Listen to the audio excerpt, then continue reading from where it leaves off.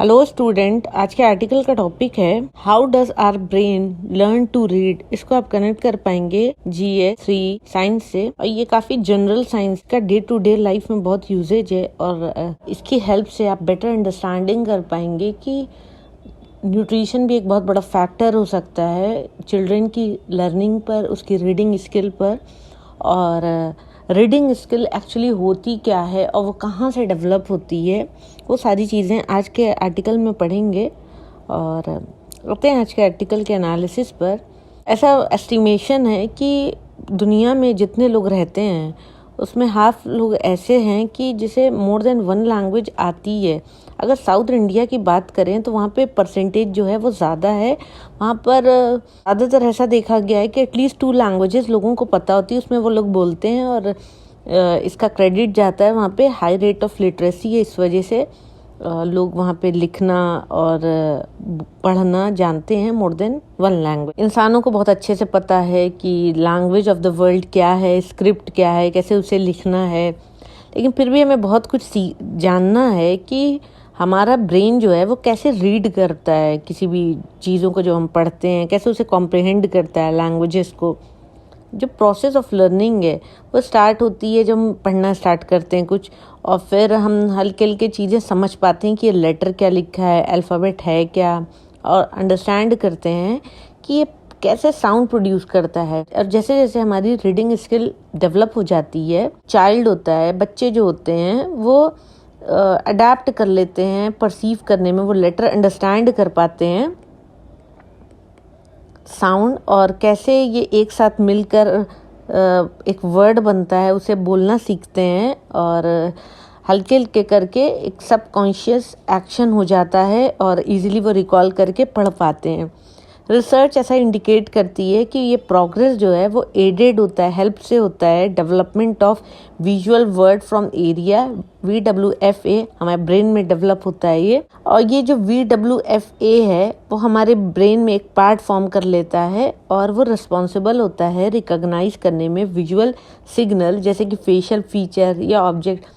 कई बार ये ऐसा होता है कि बचपन में अगर हम बहुत छोटे हैं तो किसी का चेहरा देख के भी भूल जाते हैं, लेकिन जैसे जैसे थोड़ा बड़े होते हैं तो हम लोगों का चेहरा एक बार देखे होते हैं तो हम पहचानने लगते हैं। फेशियल रिकॉग्निशन जो होती है, हमारी कैपेसिटी वो स्ट्रांग होती जाती है। अगर हम कुछ महीनों की बात करें एजुकेशन की, तो ये जो चिल्ड्रन होते हैं इनका जो कॉर्टेक्स होता है वो एबल होता है रिकॉग्नाइज करने में स्क्रिप्ट जैसे, और इस तरह से वो याद करना स्टार्ट कर लेते हैं, समझना स्टार्ट कर लेते हैं। और जब वो स्टार्ट करते हैं मल्टीपल लैंग्वेजेस बोलना, तो एक पैचेस ऑफ VWFA एक दिमाग में हर लैंग्वेज के लिए डिवीजन क्रिएट हो जाता है, और जब जो लैंग्वेज बोलनी होती है वो इजीली बोल पाते हैं। अगर ये सारे याद करने वाला टास्क छोटे बच्चे को दिया जाए तो ऑफ कोर्स एक कॉम्प्लेक्स काम है और इसे टाइम लगता है। सबसे पहले चिल्ड्रन क्या करते हैं, लर्न करते हैं वोकैबुलरी, फिर ईच ऑफ द वोकैबुलरी का वो मतलब समझते हैं कि क्या है, ताकि वो समझ पाएँ, एफर्टलेसली वो पढ़ें तो अंडरस्टैंड कर पाएँ सेंटेंसेस को, होल पैराग्राफ को। क्योंकि अगर मतलब नहीं पता है तो सिर्फ वो पढ़ लेंगे लेकिन वो मतलब नहीं समझ पाएंगे कि इसका मतलब क्या है।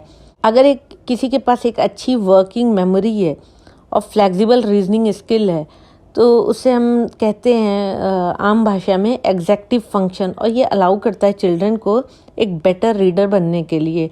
ये ट्रेट हेल्प करता है एक्सेल करने में हर एरियाज, ये ट्रेट हेल्प करता है ज़िंदगी के हर एरिया में, लाइफ के हर पार्ट में, या बात आए एकेडमिकली या फिर इमोशनली, दोनों ही जगह पे ये स्किल हेल्प करती है।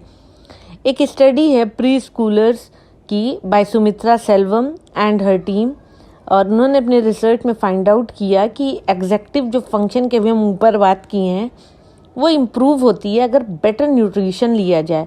तो इससे आप समझ पाएंगे कि अगर अच्छा खाना खाते हैं, न्यूट्रिशन अगर सही से देते हैं बच्चों को, और तो वो कितना पॉजिटिव इम्पैक्ट डालता है दिमाग पर।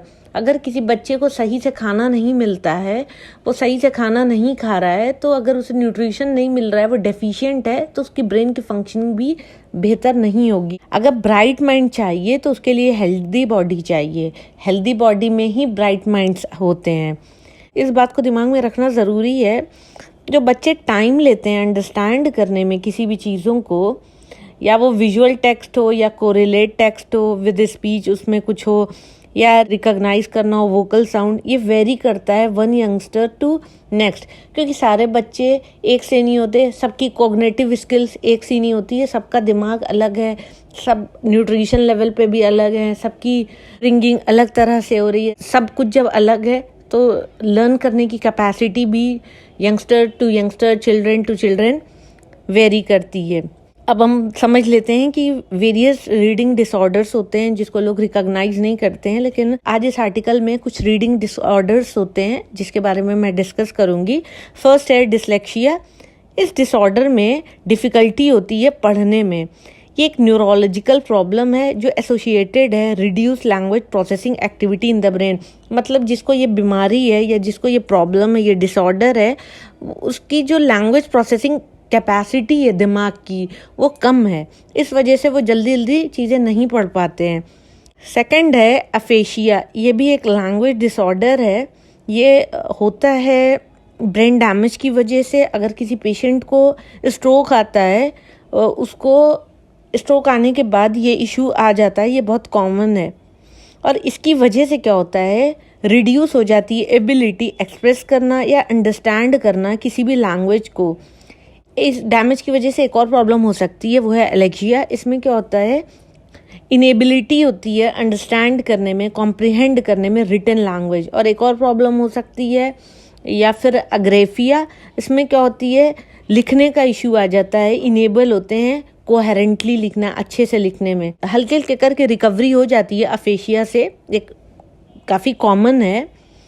अगर कोई इंडिविजुअल मल्टीपल लैंग्वेज बोलता है और वो सफ़र कर रहा है अफेशिया से, तो यूजुअली वो स्ट्रगल करता है सारे ही लैंग्वेजेस में, और जो उसकी सिवियरिटी होती है डिफरेंट लेवल पे होती है। अगर एक्सप्लेन करें इस फिनोमिनन को, तो ऐसा हाइपोथेसाइज किया जाता है कि फर्स्ट लर्नेड या most use language least affected होती है इन सारी बीमारियों से, इन सारे प्रॉब्लम से। अर्ली ट्रेनिंग अगर दे दी जाए दिमाग को, तो एक सेट ऑफ स्ट्रॉन्ग फाउंडेशन बन जाता है रीडिंग स्किल और इन्जॉयमेंट का, और ये हेल्प करता है थ्रू आउट लाइफ। तो आप इसे समझ सकते हैं कि ये जो आज का आर्टिकल है वो डे टू डे लाइफ में भी सबको देखने को मिलेगा, और इस प्रॉब्लम से कैसे निकल सकते हैं वो भी आप समझ सकते हैं कि एक फोकस हमने पूरा पढ़ा है। पहले भी मैंने कई बार अलग अलग तरह से डिस्कस किया है न्यूट्रिशन की इम्पोर्टेंस। तो आज के आर्टिकल से भी एक मेन मैसेज आप ले जाइए कि न्यूट्रिशन कितना इम्पोर्टेंट है, और वो रीडिंग स्किल पर भी काफ़ी इम्पोर्टेंट है अगर आप अच्छी रीडिंग स्किल डेवलप करना चाहते हैं। तो ये था आज का आर्टिकल का analysis. Thank you for watching my video. Please like, share and subscribe.